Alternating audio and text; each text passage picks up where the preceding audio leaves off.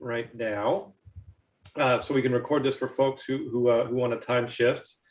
Nadri has been so kind to give us a presentation today on the ups and downs of opinion writing. So much of the writing that we do as law professors is read by so few, and so it is so nice when you can get a lot of eyes on a piece of writing that you do.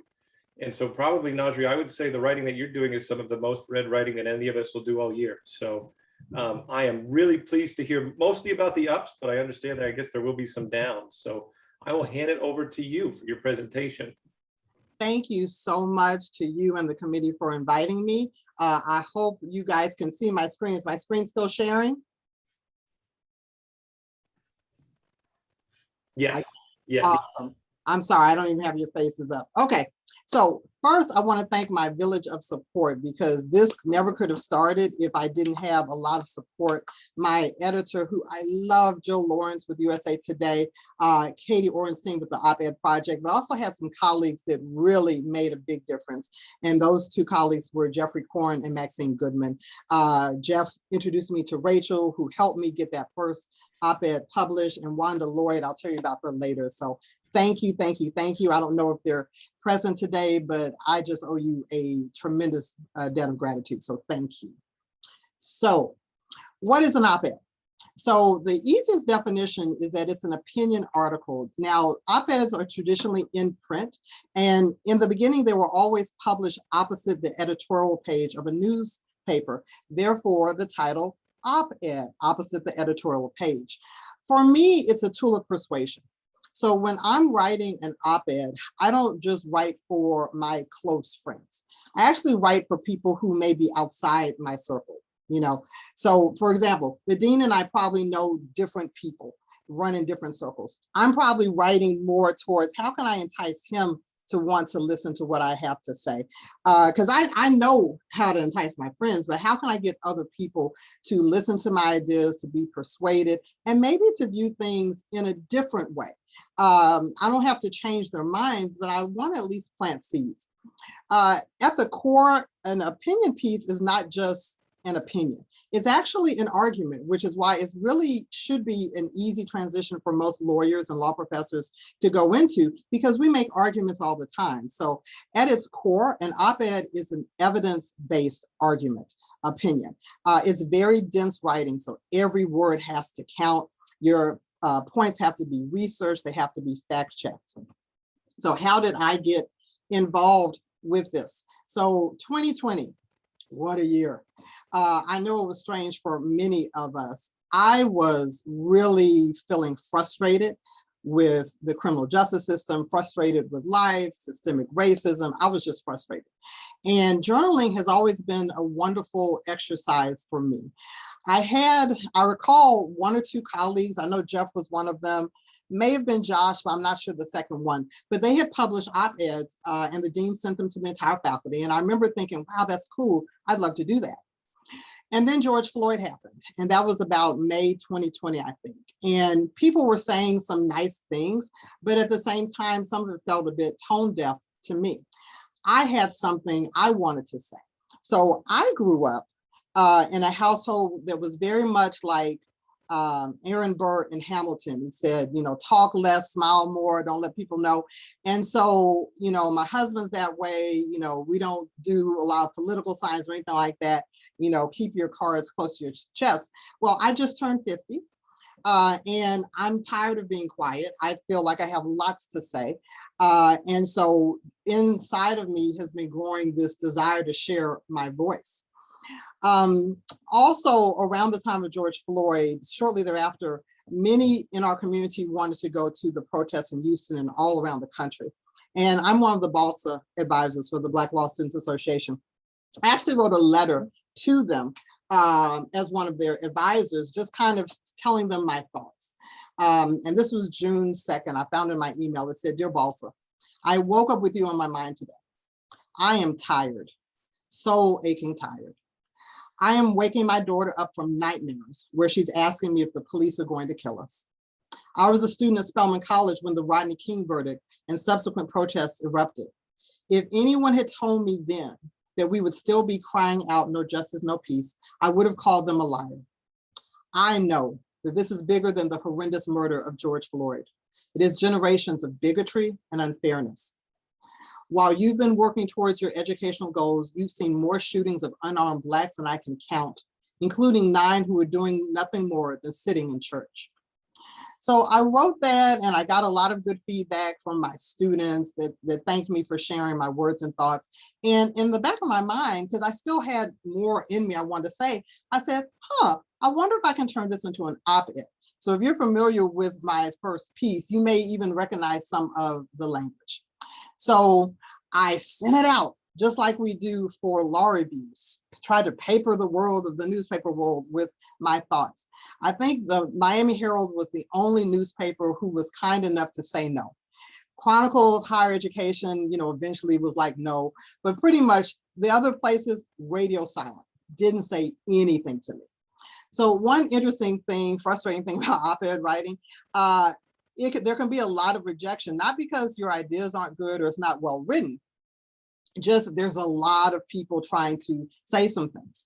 So I looked back at that first draft after I'd been rejected, and I realized that I was just ranting. So I decided to do a second version. It was more tighter, more focused. I sent it out, more rejection.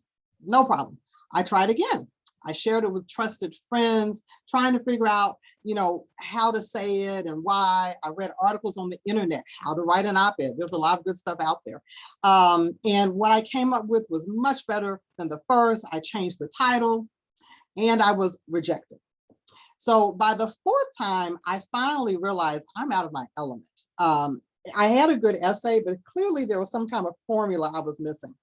I found a webinar on writing op-eds that would provide feedback. They would randomly choose 3 lucky people and give them feedback. And as luck would have it, my piece was one of the ones that was chosen. And the guest editor was just lovely.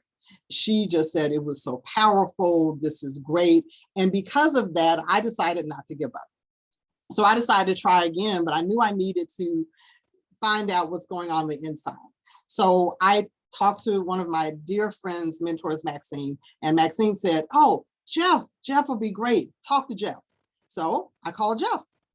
Around the same time I called Jeff, I was thumbing through my alumni magazine, Spelman College, and I saw an alumna from the class of 1971. So she graduated when I was born.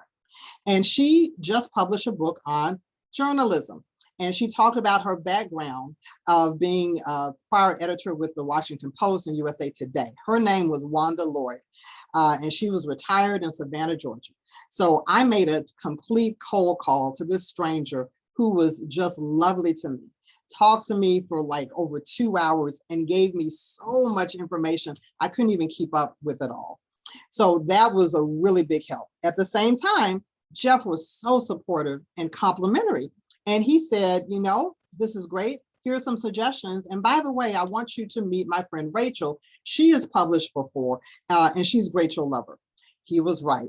Rachel is amazing. Rachel Van Landingham with Southwestern Law School. She's been on CNN. She's published several law reviews. She is just, an amazing person, an amazing human being.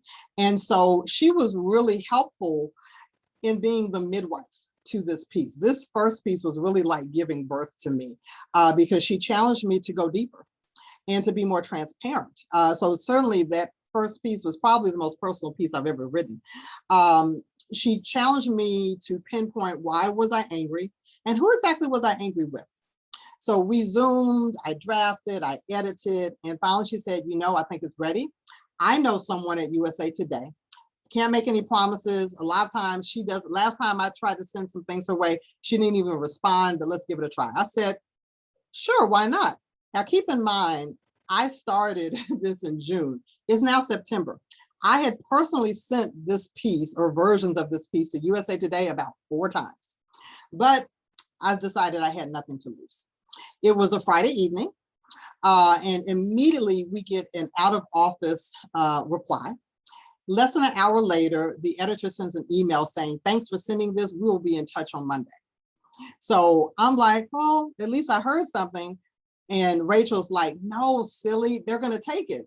And I say, well, that's not what they said. So we go back and forth, but sure enough, they did take it. So September 15th, which is almost a year ago today, my first op-ed was published at 5 a.m. in the morning. And I remember 5 a.m. in the morning because I received so many unsolicited messages from friends because the op-ed and my photo was picked up on the Apple News feed. So since then, I have published 13 op-eds from last September to now. The first piece, I told you it was like childbirth. It took about 4 months to write and it was edited and so many people saw it. The last piece took me 30 minutes. I didn't share it with anyone, I just submitted. So I feel like I've grown. And now that I kind of know the formula, I know what to do and how to get it done, as opposed in the beginning, it was just kind of hard to figure out the formula, if you will. So what is the point? Why should anyone want to do op-ed writing, especially a law professor, when it doesn't count legal scholarship, you don't get credit for it, you know, we've got a lot of other things to do.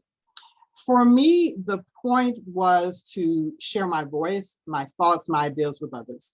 I felt I had something to say, and I am always deeply touched and honored to have the opportunity to share my truth with others. So if you have something that you want to say, that is a great reason to think about writing an op-ed. So what about the upside? Why is this great to do? Well, I've already said it's a vehicle to share your voice and influence others. And I do think you can influence others in how they think and see things. It is so incredibly rewarding. I mean, when you talk about instant gratification, you know, you work on a law review article for, I don't know why my phone's ringing so much. You may work on a law review article for months and months and still get very little feedback. Whenever one of my pieces kind of hits, you know, immediately, I'm hearing something from someone, which is really, really cool, almost addictive. It's really rewarding. Some of the sweet notes I've had and people tell me this resonated with me. You told my story. I see a different side to this now. That's always rewarding. It also helps challenge me and my own thinking. I tell my law students that writing is analysis. So when I'm writing, you know, sometimes, you know, my thoughts become more clear and I'm able to see both sides. I think the same is true for op-eds, that it helps me challenge myself in my own thinking. I do think I'm making a difference. I know it may sound corny, but just to be able to influence and to begin dialogues, important dialogues and conversation, I believe that's powerful and I believe it's needed. It also can help the law school. It's free publicity, absolutely free. When I first started publishing with USA Today, every time they clicked on my name, it took them directly to the South Texas Law School page. It gives credibility to our expertise. It inspires not only current students, but alumni. I've heard from so many alum who I hadn't heard from in years who said, hey, I just read your piece. People have been reaching out, or I've seen you on social media, and that's been really, really cool. So connections, not only with alumni and students, former colleagues. I've heard from other professors who used to work in South Texas, who I haven't heard from for years. Other academics, bloggers, editors, producers, you name it. It is far reaching. And this can lead to opportunities. I know personally, I've been invited to podcasts, TV broadcasts, panels, keynotes, other speeches, invitations to write essays and articles, all because of a 700-word op-ed. So these are some of some things that happened that I'm very proud of. One that's not on here is the Colorado District Attorney's Office. After I published the piece on prosecutors, they followed me and they published or reprinted or sent a link to that article on their website. So the fact that I had impacted an actual district attorney's office was really cool.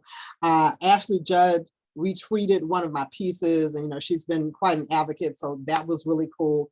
I was so touched when lead prosecutor in the Derek Chauvin trial, Jerry Blackwell, wrote his kind note to me on LinkedIn. And then the other is just some Facebook posts from just friends who said, this was really helpful. This helped me understand this topic more. Thank you for sharing it. And so all of that is just wonderful. And then we have the impact on others. So I have gotten lots and lots of notes, but I really want, so you can get a sense for the impact, to share just a few excerpts. And this one is my absolute favorite. She wrote, I'll be 76 next month. Let me actually get it where I can, I'm sorry, hold on just a second. There we go. I'll be 76 next month. A former high school teacher at the then all-Black Dillard High School in Fort Lauderdale, Florida, before integration was enforced starting in '71. Like you, I've had to swallow and be silent. In my case, it's because I was a hidden Jewish infant during the Holocaust and lucky to have survived when so many others in my family died.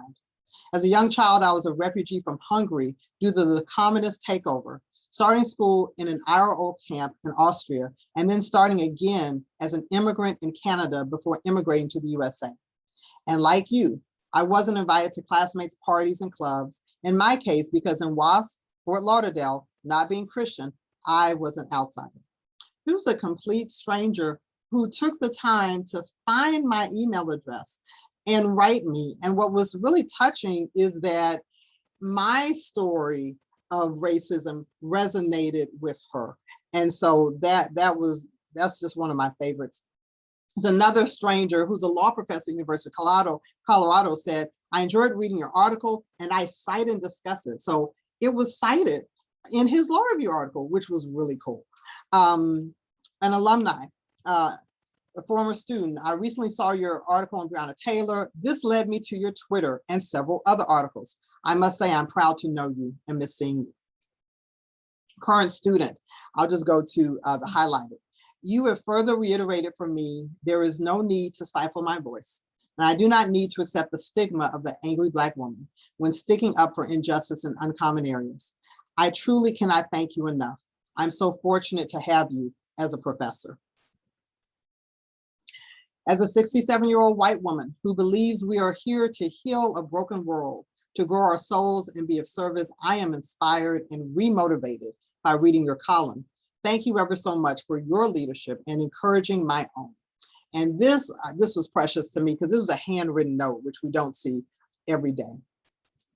Another stranger who's a history professor responded to my piece on naming. Your beautifully written message is relevant for all with whom we come in contact, particularly in our nation where names increasingly reflect more diverse origins, cultures, and languages. Often my colleagues ask, how can we increase equity on our campuses? And here is one very basic but very important way: to show respect by getting a student's name right. Because truly, if we're not interested in getting that right, then we failed right out of the gate. Thank you for a wonderful essay. So this was another stranger who's a history professor. I was deeply and profoundly touched by your article. Thank you for opening my eyes to your truth. Growing up in Beaumont, I normalized racism by how it affected dear friends and family. Our faculty are at a crossroads.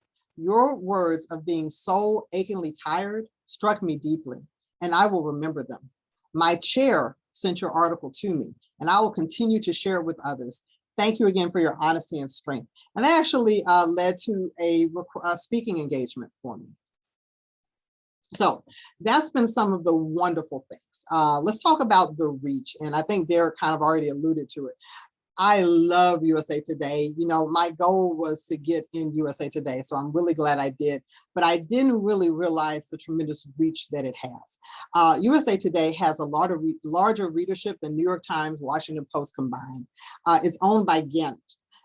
And that's really cool because they have 100 daily newspapers, 1,000 weekly newspapers, like the Tennessean, Detroit Free Press, El Paso Times, Milwaukee Journal Sentinel. And so I would be hearing from random people who said, I just read your article in the Milwaukee Journal Sentinel. And I'm like, I didn't publish there. Well, it's because with Gannett, once you publish in USA Today, all of their other newspapers can pick up and republish, which is cool. My very first piece, I received over 50 emails 300 Facebook likes, 21 shares, 535 Twitter impressions, 71 Twitter engagements. No, I don't know the difference. And 12 LinkedIn reactions. So I did not have Twitter. I was not interested in Twitter, but a lot of the newspapers want you to have a Twitter account. I went from 0 to 400 followers in a very short period of time. I've had pieces republished on blogs. One was the tax professor blog. I had no idea he was going to republish it. Not only did he publish it on the blog, it made the top 10 of one of the week's most popular blog posts. I've also been republished in Race and Law Professor blog, and a random minister decided to post one of my pieces on one of their blogs in a favorable light, thank goodness. I've had about 3 pieces listed. It was one of the top 10 or top 15 articles of the week in USA Today. They have a segment called In Case You Missed It. My pieces have been picked up and republished by Apple, MSN, and Yahoo News. So some people, if you just open up your browser, and sometimes that's why I had to change my pictures. My picture would just pop up if they didn't use some other kind of artwork. I've also had a law review editor contact me and said, I read your essay, it was wonderful. Will you write an essay for us on social justice? So the platform and the reach is really incredible. So what are the downsides? Why do some people shy away from this? Why is this not for everyone? Well, people are crazy. People are really, really crazy. You know, people are crazy. I mean, we're crazier than we've probably ever been. And because of that, there will be pushback sometimes. Nasty posts. I got nasty posts out the gate. Mean, threatening letters and emails. Now, that's in the minority. I have, you know, I got something that was loosely a death threat, but it wasn't really a death threat. But I know people who have gotten death threats. And it is really strange when some random person finds your email just to tell you what an idiot you are. So you have to be thick-skinned. And you have to be sure that in your voice and that you are right. Everything I've written about, I'm convinced I'm right. So I don't really care if you disagree. I know I'm right. You also need to learn social media. So if you shy away from social media, this is going to be a little bit of a challenge for you. Social media is everything when it comes to op-eds. And that was something else I had to learn. This is a great quote from the Op-Ed Project that says, if you say things of consequence, there may be consequences. The alternative is to be inconsequential. I don't like the alternative. I don't like stifling my voice when I have something to say. So for me, I'm okay with the risk. Everyone doesn't feel that way, especially with as crazy as people are. And most newspapers, they don't do anonymous op-eds, so you can't just hide your identity. In fact, some of them want an extra email so people can contact you. So you've got to be prepared for that. In addition to people being crazy and nasty, sometimes people are just going to be disappointed because they disagree with you. And I appreciate and respect that. So the best lesson I learned was actually with my second op-ed piece on Breonna Taylor. One of my good friends, and when I say I had friends mad at me, I had a lot of friends mad at me at that. And one of my dear close friends, one of my best friends, we have daughters at the same age. She asked me, she said, well, what if it were your daughter? I was really taken aback that she took it that way and got that personal with me. And I had to go back to why I wrote the piece and why I was absolutely correct in my assessment, even though she didn't like the answer. Similarly, a lot of my op-ed writing kind of started with Balsa, where, well, a Balsa student who I just adore. Hopefully she's passed the bar and on her way now, but she wrote me to express her disappointment, a full-page letter. And it hurt my feelings because I adored this student. And anytime you feel like you disappointed someone, it stings a little bit. But I tried to process what she had to say. I wrote her back and I wrote Balsa because I suspected that there may be some other students who didn't really appreciate what I said, but didn't have the courage to speak out. So these are a little bit of an excerpt of what I wrote. Thank you for respectfully disagreeing with me and your willingness to engage in difficult topics. I'm not responding to critiques from strangers, but I am always delighted to engage with my students. I am a lawyer. You are studying to be lawyers. I'm also a Black woman, a very proud one at that. One of the gifts of a legal education is the ability to acknowledge and understand public outrage while being faithful to legal principles. We are not monolithic in our thinking, nor should we be expected to be. I understand this is difficult, if not impossible, to separate this case from the long history of injustices in the criminal justice system against Black and Brown people. In the end, I must speak based on my own knowledge and conscience. I will always encourage you to share your voice. I hope you will support me as I share mine. So that was important for me to kind of get out there because, you know, I think some people, when you start writing on race, they think that's all you could write on. And every topic that ever comes up, you've got to bring up race. That's not who I am. That's part of who I am. That's a very important part of who I am. But when I was looking at the Breonna Taylor case, of course, there's a lot of racial undertones in there. I was looking at a very specific part of the law, these no-knock warrants. And that's what I wanted to speak on. So I don't feel like I refuse for anyone to put me in a box that I can only speak about one topic. At the same time, I know when to stay in my lane. I've had several people say, you know, are you going to write about abortion? And I'm like, I've got great friends who have been doing reproductive justice for decades. They need to write about that. What about 9/11? Well, who's better to write about 9/11? Someone who just lived through it or someone who was directly impacted? So sometimes every opportunity that comes its way, it may not be for you to speak on it. So one of the things I ask myself before I put pen to paper is, am I the person who needs to be saying this or not? And sometimes that's a yes, sometimes it's a no.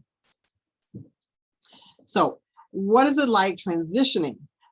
So some people, I think Helen used to say this quite a bit, you know, take that law review article and, you know, you can turn it into an op-ed. That does work for some people. That hasn't worked for me. I've actually done the opposite. I've taken an op-ed and then it was like, oh, this will make a great law review article, and went that way. But either way, academic writing and op-eds are very, very different. An op-ed is not just a mini law review article. You know, I get lots of colleagues and friends of colleagues, they'll send me something and say, you know, what do you think? And usually I end up saying, you sound just like a law professor. And that's actually not what they want to hear from per se. In fact, my mentor Wanda said, you know, when you put your byline in your credentials, don't start with law professor. You know, y'all are considered boring, you talk too much, you know, there's some negative connotations I didn't even realize. So one of the first things it says, I think in my byline is former prosecutor. And that gets a little bit more attention than a law professor, which some people, you know, see negatively. This is not a time just to pontificate. This is evidence-based, so you've got to support your argument. 700 words, that's not a lot of time to talk about really important topics. Not a lot of time at all. And it is painful editing and taking out these great catchy phrases and, oh, but I need to tell you this, because let's face it, with legal writing, you know, lawyers are skeptical. If you say something, you have to make sure you prove or justify it. And you keep, you know, trying to explain things, and that's not going to really work with op-ed writing. The good thing, as a law professor, you're already considered an expert. So you have a built-in expertise to talk on a lot of different topics. If you enjoy writing and communicating ideas, that part will be an easy transition. And I promise I'm gonna take questions at the end. Let me talk about general formatting for those of you who are gonna take the dean up on his offer. I would consider it depending on what the topic is, but I'm going to a funeral this weekend, so I'm not gonna be able to probably spend time on that. But hopefully some of you are thinking about op-ed writing. So here's some things that I didn't know when I started that's absolutely true now. It's not a rigid formula, but there are some commonalities in most pieces. The lead, the news hook, thesis, argument, evidence, usually 3 points, not always, a to be sure, and a conclusion section. So what's a lead? And no, I did not misspell it. L-E-D-E. It's a journalism term. It's how the piece opens. This is your opportunity to grab the reader's attention. If we were face to face, I probably have a minute to get your attention. In writing, I've got 30 seconds. If I can't get your attention and entice you to read within 30 seconds, all is lost. So your goal anytime you're writing an op-ed is to get people to lean in and say, tell me more. If you can do that, you got them. They'll probably read all the 700 words that you wrote. And it's important to start strong and end strong. So the lead should grab your attention. It should resonate. It can be a quote, data, descriptive language. Here are two leads that blew me away before I started writing op-eds. The first one, they're both from the New York Times. First one is from Caroline Randall Williams on Confederate monuments. She started off with this 4-word sentence: I have rape-colored skin. I don't know how that resonated with other people, but I almost fell out of my chair. As a Black female who's fair complexion, I know I've been in the sun all summer long. The issue of colorism is something that doesn't get a lot of discussion. So I have never heard the term rape-colored skin before, but it resonated with me. It resonated with my friends. It got my attention. I read that whole piece. I think it was like 900,000 words. It was brilliant. Another piece that resonated with me that I shared, I was like, oh my goodness. My story is the same story as those of so many Black people on Wall Street. Our fate has been tied to the goodness of whatever white person is in charge. That is no way to have a career. I love that so much. It's one of the few times I wrote the editor. Here are a few leads I have written. I'll just start with a couple, but here's my approach to leads. Remember, I want the audience to lean in and say, tell me more. I don't want to turn them off. So I'm looking at someone gray-haired, older, probably conservative, who, if I start off really hot and fussing and pointing my fingers, they're just not going to read it. So I like to do more of a sneaky approach. So this first lead was on my article about defunding the police and the slogan. Mark Twain once said, the difference between the almost right word and the right word is like the difference between the lightning bug and the lightning. As a law professor, I am constantly reminding my students that words are powerful. That hopefully would entice someone to keep reading as opposed to me just jumping in on the issue. The next one, I did a piece on Kamala Harris and a senator mocking her name. And I started like this: I have lived with an unusual name, a name that is constantly mispronounced and butchered. When people take time to learn how to say my name, it shows respect for me and even my very existence. So I did a lot of personal narrative before I even got to the heart of the piece about respecting Senator Harris. I'm sorry, Vice President Harris. And then the piece on Bill Cosby. Now this was challenging because people had very strong opinions when Bill Cosby was released. And so I needed to start this piece in a way that wouldn't turn people off, but get them interested. Whether you're a survivor of sexual violence or not, the thought of a predator escaping justice is a bitter pill to swallow. And I think that's something that most people, regardless of how you feel about Bill Cosby, can kind of get behind to at least continue reading. I have a regret. I regret giving my child a phone in the 5th grade. And hopefully I started that. I have a regret. That was 4 words in such a way where someone's like, huh, what's a regret? Let me keep reading. And in an upcoming essay, some life events like grief and pain are not a societal performance, but a deeply painful and complex journey. So when I approach op-eds, you got to figure out if it's more important to be right or to be effective. Sometimes the two aren't going to go together. Oftentimes, you know, we're scholars, we do a lot of research. It's easy for us to be right, but how can you be effective? I can't be effective if I'm turning people off. I can't be effective if I'm calling people morons or idiots or venting. I rather change minds. I rather contribute to the dialogue and hopefully advance really important discussions and conversations. So I always start off in a neutral place. I don't start off swinging. Other writers take a different approach, but I don't want people to not even give my writing a chance. I think how you begin is really crucial because you've got to remember 30 seconds and you really want someone to lean in and say, tell me more. So the other parts of the op-ed, the news hook, what makes your idea timely? Sometimes we have great ideas, but the timing is off. Why does the outlet need your piece right now? Timing is going to be everything.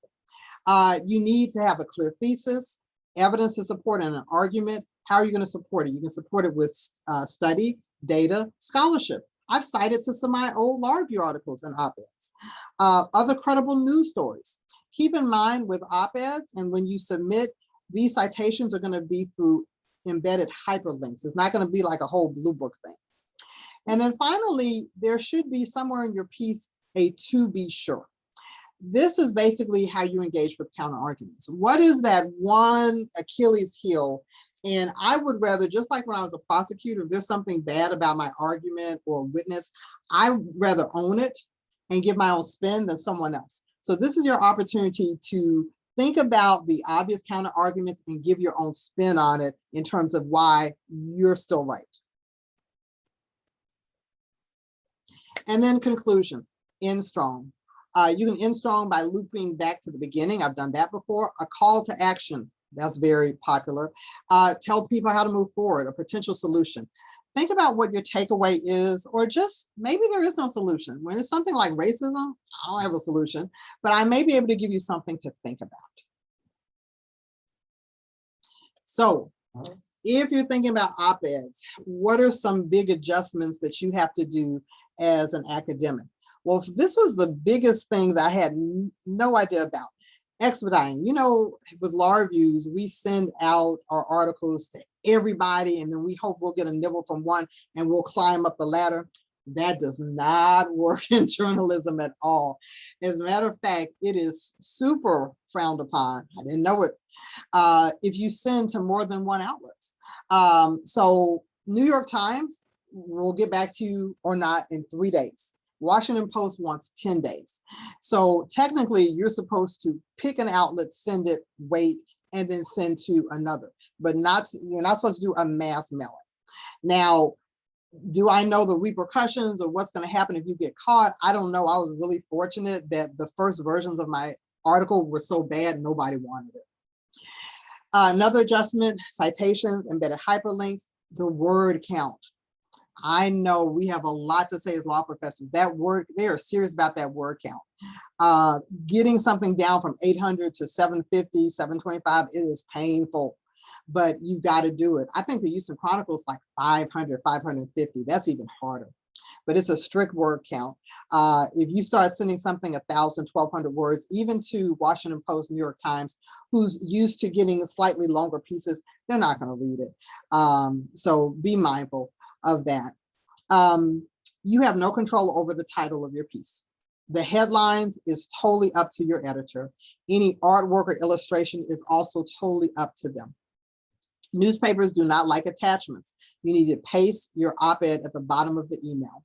Most papers need a headshot photo, a Twitter account, which is why I got a Twitter account. First thing that USA Today asked me, what's your Twitter handle? And I'm like, I'll be right back.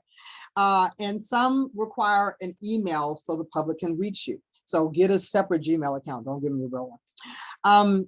Your email should also include a pitch. And your pitch basically informs the editor who you are, what is this about, your thesis, why are you the right person to discuss this, that goes into your credentials and your expertise, and why now, why is this timely? So hopefully you have already connected it to some kind of news hook. In terms of pitching, and that's what the process is called if you're submitting an op-ed someplace, hopefully you heeded my advice and you pick one outlet. Generally, you wait 48 hours. You send a follow-up saying, just wanted to see if you got a chance to look at it, or should I assume it's a no? Wait 24 hours and then you get to move on. The exception is if there's something truly breaking that's just not going to be timely in 48 hours. That's rare. Most news stories, as you've seen, if it's a big news story, they keep on it for a few days. Have a plan on where to go next, and keep in mind, most of those outlets won't say anything at all. It's very common to get nothing but silence. So don't take it personally, just move on. I've just gotten to the point, once I started publishing with USA Today, now when I send to the Washington Post, they actually email me to reject me. Before, nothing. So I'm moving up. So there is automated pitching available. There are software products like Meltwater. Many schools, universities have marketing departments, which can be very helpful if they maintain contact with the editors or have a relationship. I've not gotten anything successfully pitched through our school. And I was told ahead of time that that wasn't very effective. However, you know, I think we had some personnel changes, so maybe that's going to be different. But there are schools that they do this for you. So you write your op-ed, you give it to them, and then you're done. I'm fine pitching my own work. I've certainly had more success pitching my own work. If you're interested, let's say in the Houston Chronicle, which the dean, wonderful, because it's all about relationships, or has already been working on a relationship with, you can look at the masthead and they will list all the editors and the opinion editors right there. Most of them have a process and a dedicated email for submissions. Follow instructions. Also, consume what you're interested in publishing. And Derek, it's okay if we go over because I'm talking way more than I thought I would. An article in the Washington Post is different from the New York Times, is different from USA Today, is different from HuffPost, Boston Globe, Chronicle, all of that. So you've got to figure out what the tone is going to be. I'm finally got to a sense for, I know what a USA Today article kind of looks like, and I know how it's different from New York Times or Washington Post.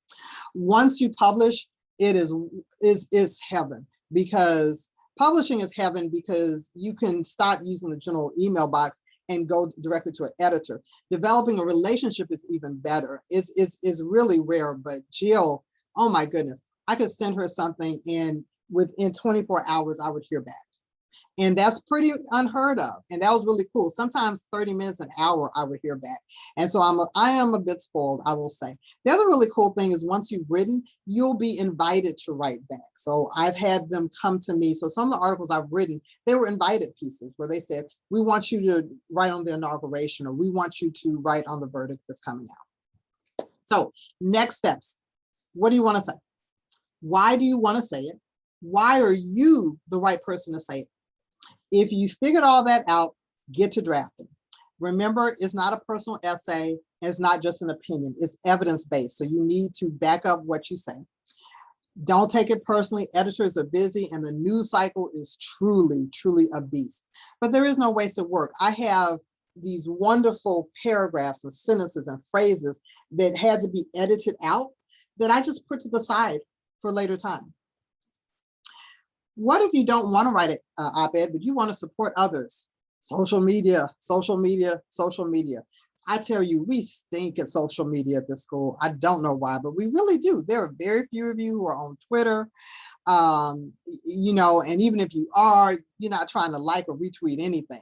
The best way you can support people who are doing this work is to get on social media and share, because the people you hang out with may be different. And so that will increase the audience.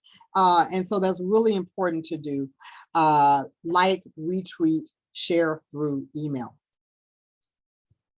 And I'll just close out with this last slide, because this is how it happened for me. I failed, I tried again, I failed, I tried again, and eventually there was success. So don't get bummed out if it doesn't work out the first time.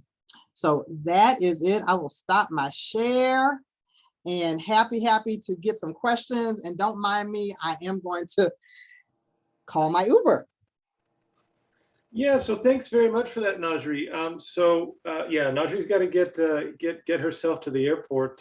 So while she's here, does anybody have a question or comment for Najri? Derek, can I jump in real quickly? Sure. As Najri referenced, I have been put in touch with and have the opportunity to catch up with Raj Mankad at the Houston Chronicle. He is the one who runs the op-ed page for the Chronicle. Emphasize a couple of things that Najri said. Editors are really busy. They are looking for things that they can publish right away without having to spend hours and hours rewriting it. So making sure that it is really good before you send it is crucial. Relationships matter. And he actually, we've exchanged cell phone numbers and texts. He is looking for op-eds on particular topics. If you've got something you're interested in, we have his direct line. So unlike having to go through the normal. Najri is right. Our school has not been good at social media, and we have not been good at assisting people. Michelle Morris started on Tuesday. I am thrilled, and I am looking forward to she is going to be much more effective at that for us. But going back to Raj, and then to the point Najri said about not getting credit for these, I actually think these are important because we need to build the reputation of our school. We need more people to know who we are. And one of the ways we do that is by having our experts become national experts because they are published in the USA Today or in the Hill or in the Houston Chronicle. So that does help us in terms of that aspect of our reputation. Speaking specifically of Raj, he needs an op-ed by Monday on the vaccine mandate that Biden issued yesterday. So if anybody is interested in spending the week putting 600 to 750 words, that's their limit on that topic, please reach out to me immediately after this meeting. This is not one that we'd have to get submitted through the process and wait 48 hours and then call and hope.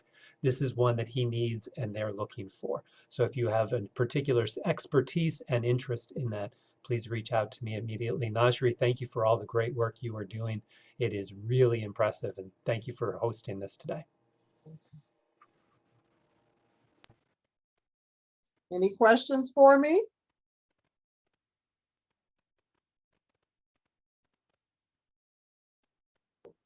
Hey, Audrey, I'll ask a question. That was very good. I learned quite a bit. Maybe one point you could address is how do you brace yourself for the sort of negative reaction you're going to get? So I think a lot of people might have a fear that by putting themselves out there, they're making themselves vulnerable to attacks, social media and otherwise. How do you like gird yourself to, because you know it's coming, right? The second you hit submit, it's going to hit you. Might be like 4 a.m. when the article goes live. Like, how do you like get yourself ready for that moment? So I'm sorry, I put myself on the phone so I could skedaddle. Let me mute myself so it's not echo. What's that is muted. Okay. I feel very passionate about what I put out there. So I'm kind of unmovable with other people's criticism. I never read the comments.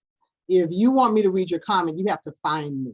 So if you found my email or you actually DM me or something like that, then you have a chance. And most of the time Twitter's been great. I haven't gotten a lot of nasty Twitter things, but just random under the article comments, I have never in life read a single one of those. I have no idea what they say. They could say I'm a loon. I don't really care because once I've read it and I said I use my voice, I move on to the next piece. I hope that helps. You know, it's not fun being criticized, but when you know you're right, at some point, the hell with it. So I don't read the comments either. I never read Twitter replies to me as well. I actually have not checked my Twitter notifications in more than 2 years. You know, the day I stopped checking my Twitter notifications, when my New York Times op-ed ran about the impeachment, which was cited during the impeachment trial. I stopped that day. I've not checked Twitter since. I knew I was going to get like, okay, withdrawing. Yeah, sometimes it's just not worth it. Not worth it. But Najri, that was very good, and you get a lot of points. You should package this presentation as a CLE. I think it'll be really useful. I'm serious. This was really, really well done. I think other people, not just our faculty, could benefit from it. Thank you so much. So I'm going to switch to my phone as I go down to my Uber, but I'm eager to hear all of your questions. So even though this picture's leaving, I still have my phone. Thanks.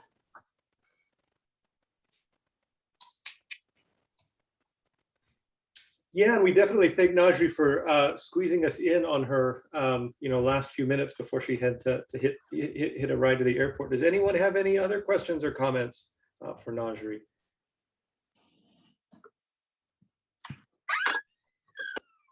Well, you guys know how to find me too, so you're welcome to email me. But I do have time while I'm in the elevator, so I'm happy to answer whatever. Well, I think everyone is being kind and polite, and perhaps they're letting you make sure you get to that car on time. So I'm not seeing any comments. We'll say we know where to find you. We know your email address, of course. This has been recorded, so folks who were unable to get here live will be able to watch it at their leisure at some point later. So thanks, Nasri, very much for your presentation. Thanks all of y'all for listening in. Have a wonderful Friday. Safe and happy weekend, and we'll see you next Friday. Thank you for having me.